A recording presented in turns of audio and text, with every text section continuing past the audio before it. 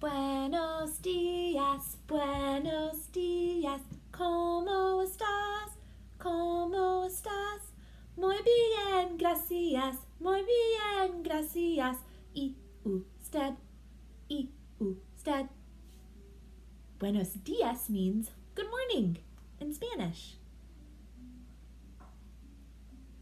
¿Cómo estás means how are you? Muy bien means very good. And gracias means thank you. So we're saying, good morning, how are you? How are you? I'm good, thank you, very good, thank you. And then you say, y usted, which means, and you? So you're asking the person, how are you? All right, let's start with our calendar. We are in the month of May. Yesterday was Monday. After Monday comes Tuesday. Yesterday was the 25th. What comes after 25? I'll give you a hint. What comes after 5? After 5 comes 6.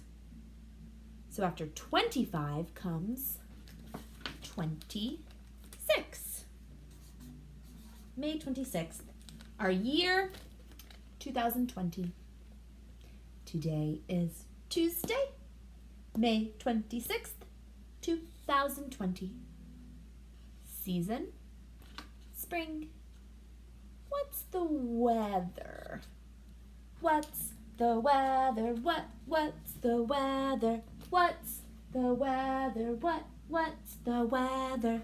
It is cloudy. It is cloudy. It is cloudy. It is cloudy. It's cloudy this morning where I live. Might rain again. Spring is very known for rainy days. All right, our mindful activity today is called, there we go, antler ears. There's a picture of a moose with antlers. This is going to be a listening activity. So, find somewhere to sit where you'll be comfortable. Sit up nice and tall. If you want to close your eyes, you can. And you're going to be completely silent. Remember, silent means no noise. And just use your ears. And we'll make some antlers so we remember that we're listening. And our antlers, maybe they'll help us pick up some sounds. So we're going to close our eyes and be very quiet and just listen to the sounds in your house.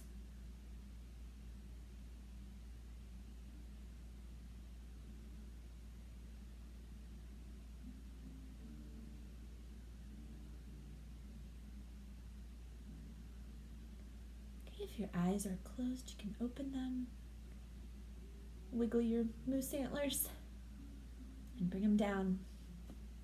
So, when we were being quiet, we were able to hear things that were going on around us. When you're talking or making noise, you can't really hear what's going on. Sometimes you have to just make yourself quiet. So when I was quiet, I heard Billy playing guitar in the basement. I heard my dog scratching at the door to come in. And I heard the buzz of the electricity. And I heard some birds outside. I bet you heard things at your house too. They probably weren't the same as mine. So listening and quieting ourselves is something that can help us if we're feeling frustrated or sad or any feeling we don't want to feel. Sometimes it's a good idea to just sit and listen to what's happening around you. So I hope that you'll remember that next time you're feeling upset. Today we're going to learn about the last country in Central America. Let's count to 10 in Spanish, and then we'll go see which one it is. Ready? 1, 2, 3, 4, 5, 6, 7, 8, 9, 10.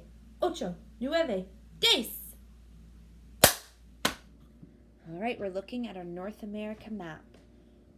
Let's try to remember the names of the countries we've already talked about. Up here we have Greenland, Canada,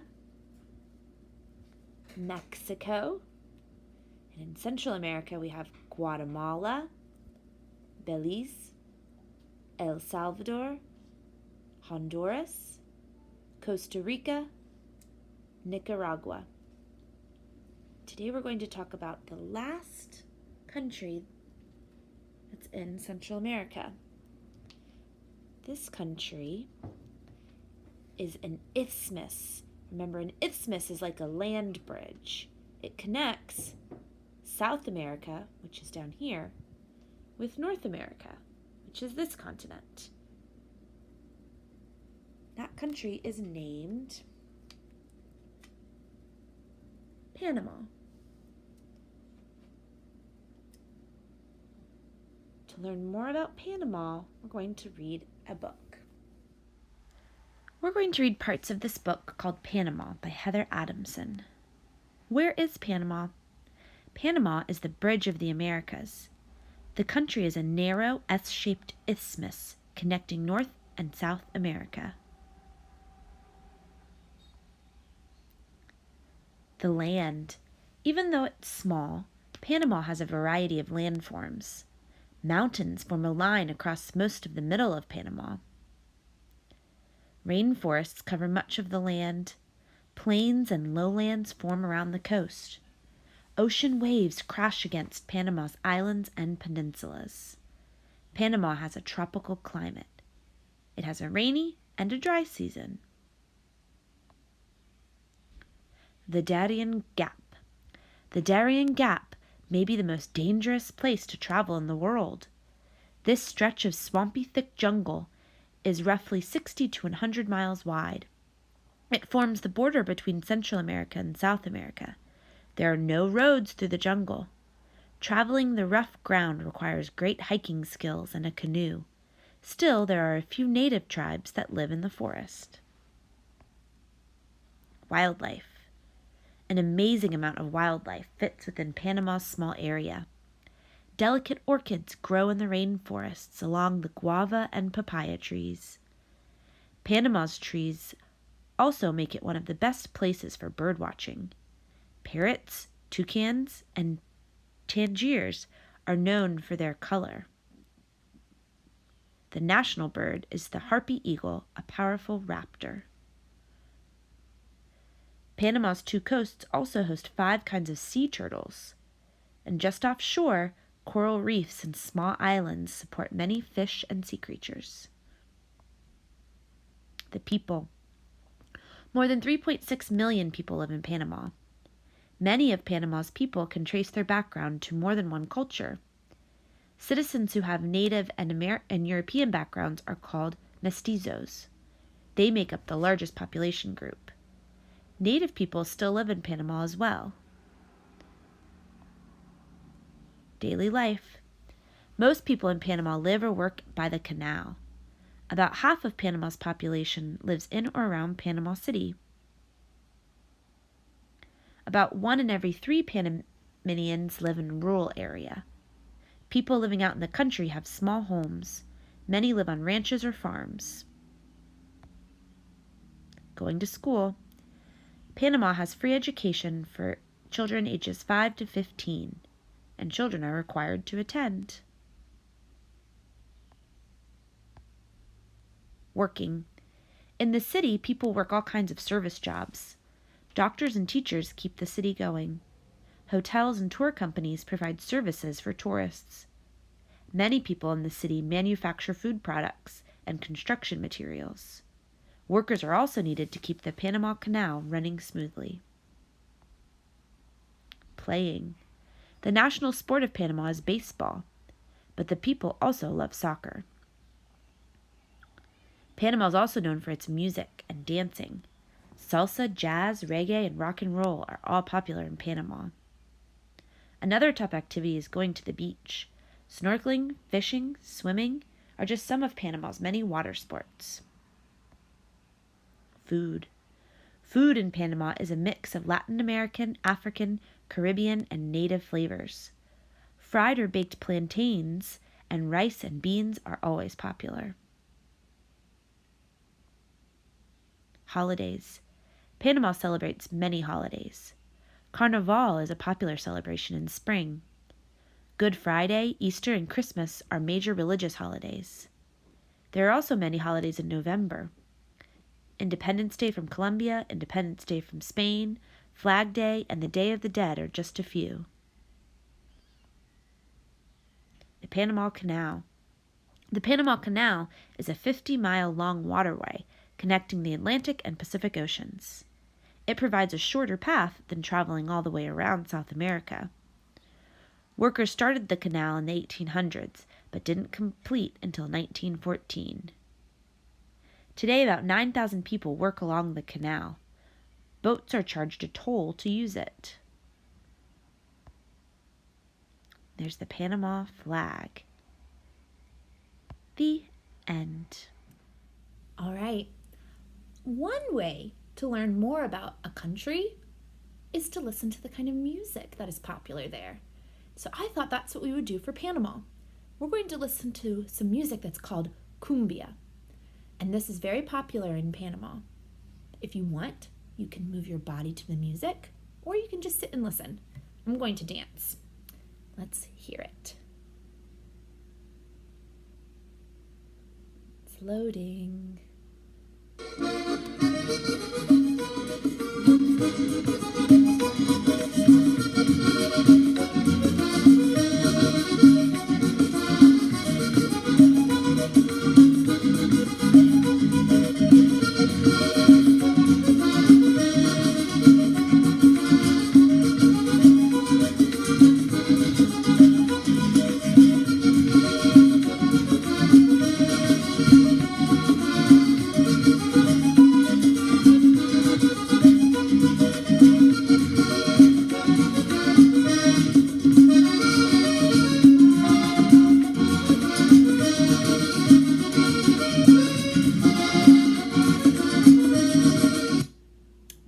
Fun.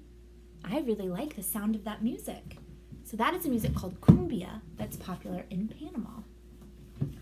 All right, now we are ready to do our sign language. Let's go through the ones we know.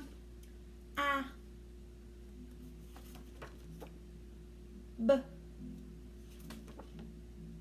K, D, E, G, I,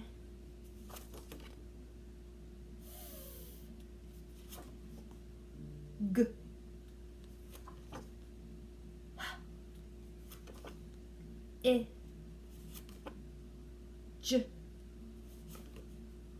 K, O, M, N, A, P, nope, sorry. I'm still learning too. Qu, remember you twist your fingers for and now our new one.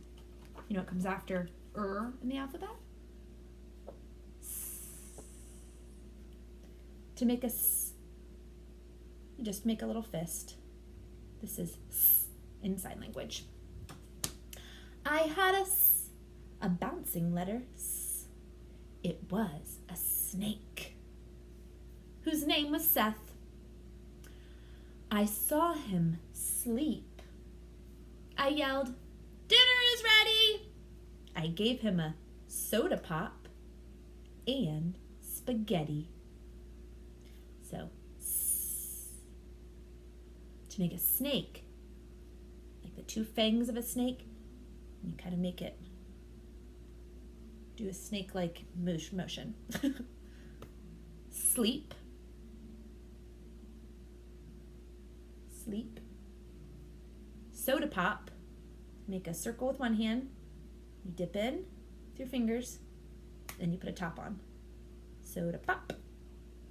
And spaghetti, you take your pinkies and make like some noodles. Okay. I had a bouncing letter S. It was a snake, whose name was Seth. I saw him sleep. I yelled, "Dinner is ready!" I gave him soda pop and spaghetti. We are almost done with the whole alphabet. That is pretty exciting. Once we know how to make all the letters with our hands, we can spell things. You can spell your own name even. All right. It was great to do a circle with you today. And since we started by speaking Spanish, we said buenos dias, which is good morning. We'll end by saying goodbye in Spanish. Do you remember what it is? Adios. Adios.